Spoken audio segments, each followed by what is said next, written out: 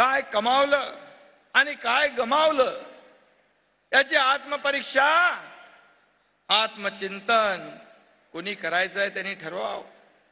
परंतु मी आपल्याला एवढंच सांगतो, आपला पक्ष जो आहे, मुख्यमंत्री झाल्यानंतर गेल्या 1.5 वर्ष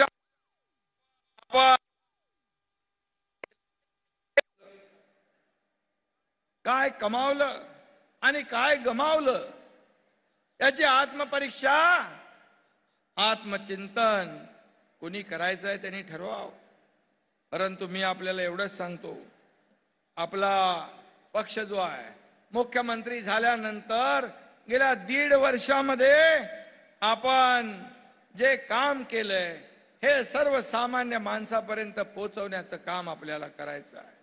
एक लोकांमध्ये एक शिवदूत म्हणून आपल्याला काम करायचं आहे. आपल्या योजना, त्यांचा लाभ आपल्याला लोकांपर्यंत पोहोचवायचा आहे.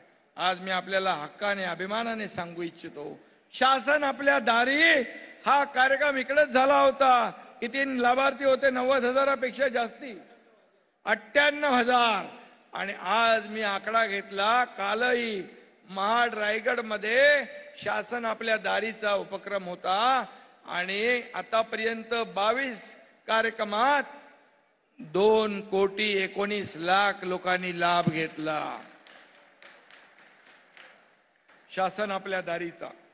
आणि म्हणून मी आपल्याला एवढंच सांगेन की जो निर्णय आपण घेतलेला आहे तो का घेतला याचा विचार, याचं सत्य आता कार्यकर्त्यांना पटू लागलेलं आहे.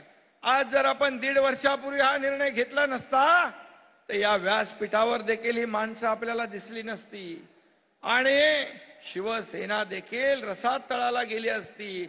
जो शिवसेना, जो धनुष्यबाण अधिकृतपणे आपल्याला मिळालाय तो कधीच दिसला नसता.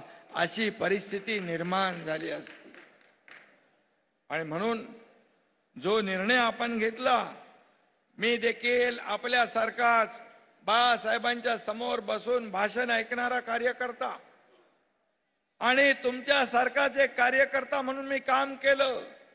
मी कालही कार्यकर्ता होतो, मी आज मुख्यमंत्री असलो तरी आजही कार्यकर्ता म्हणून काम करतोय आणि उद्याही कार्यकर्ता म्हणूनच काम करणार आहे.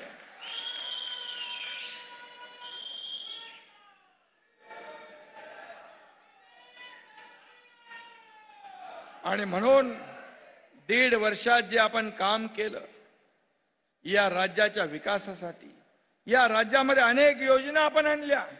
शेतकरी, कष्टकरी, कामगार, महिला भगिनी, बांधव, तरुण, ज्येष्ठ या सगळ्यांसाठी आपण निर्णय घेतोय. शेतकरी आपलं राज्य पहिलं आहे.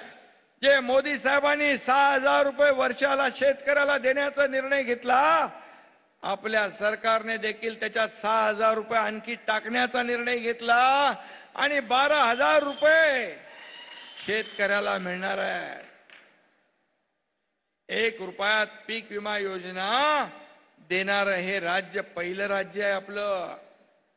आज हे पहिलं राज्य आहे. आणि जेव्हा जेव्हा शेतकऱ्यांचं अतिवृष्टी, अवकाळी पाऊस येतो, गारपीट होते, नुकसान होतं, त्यावेळेस सर्व नियम आपण बाजूला ठेवतो. NDRF, SDRF सगळं बाजूला.